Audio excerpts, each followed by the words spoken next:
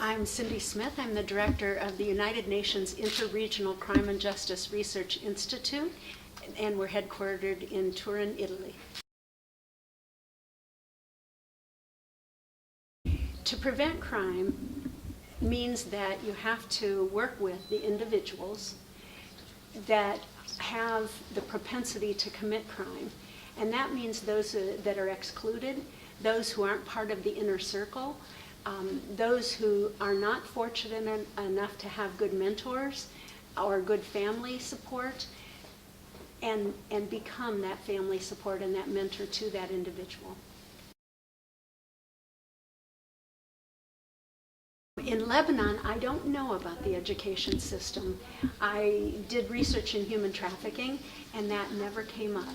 In Turkey, I taught at the Police Akademisi in Ankara, and they have a system. Ataturk had a concept of education was the solution to a lot of problems, and so they had a very structured educational system where everybody went to school. They went to school in cohorts and in the cities, and they had a memory-based educational system. We're not going to prevent it. It's going to happen. It's going to be here. How can we control it? I would be careful using the word control. I think that developing guidelines, developing social responsibility, agreeing on the rules about it is the best way to get everybody to come into a like mind about what we're going to do with it, and then building into that the structure that you need to keep it from being misused. So the UN in Vienna on crime policy works on consensus. And consensus is about talking about an issue and then we all agree. So if you make one change to it, then you have to agree and I have to agree. But while you're agreeing, you probably need to make a change. So now it has to go back to you, and you have to agree, and then you have to agree, and then I agree. So consensus is about making sure that all of the words work for everybody, not just for one country or another. So we have to come together and make sure that we all agree to the rules. And then it can be implemented. If anybody is left out of that consensus model, it won't be implemented, at least partially somewhere. So it's important that consensus is there. It's also important that we include all cultures.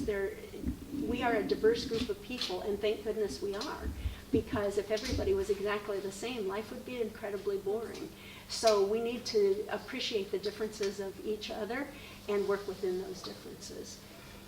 Then in New York, it's done by vote and majority rules, and that seems to work relatively well for New York. Yes, I do, and I think that if you look back across time, we have changed a lot. Look at families back in the 1700s, look at criminal justice systems in the 1700s, look at any piece, look at the economy back then. There are similarities and themes that run through it, but it's all different now. And we have, technology has made a difference, the Industrial Revolution made a difference. There's lots of differences, but there's also themes that spread through it that adapt to the new technology, the new whatever. So I do think we can change, because I think we do change.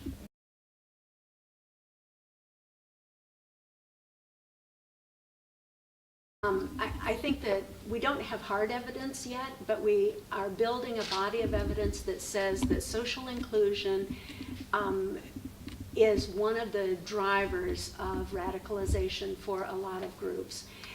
The problem with terrorism or violent extremism is that everybody is different. Every group is different. Every individual within that group is different.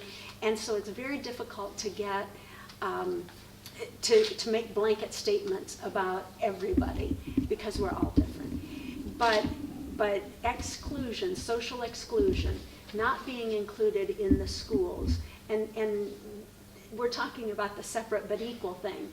The migrants have to go to a different school, or they go at a different time.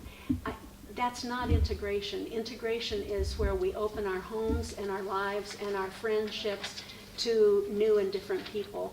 And it's not just migrants. It's the people who live right next door to you right now today that we have to open our homes and our minds and our lives to, so that everybody feels a part. And then governments and politicians need to bring these people into the decision-making process. Whoever feels excluded should have an opportunity to have their voice heard.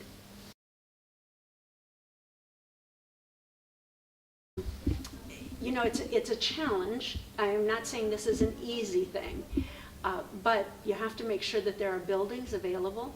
You have to make sure that the children who are in those buildings aren't displaced, but then you have to bring in anybody else that's in the community. And migrants shouldn't be treated any differently. Migrant children shouldn't be treated any differently. They should be at school at 8 o'clock if everybody else is at school at 8 o'clock. So it may mean that you need another building. It may mean you need to expand. And that's not easy, and it's a financial challenge, and there's lots of challenges to it. But you have to make them equal to everybody else there. And then you have to work with the parents, with the civil society in the community to make sure that they too feel that they're bringing everybody in and that everybody is welcome. Because you need to breed a culture of you're welcome and we're glad you're here and we want you to be a part of us. It's hard, it's not easy. Probably my grandmother inspired me more than anybody, because she was always there and always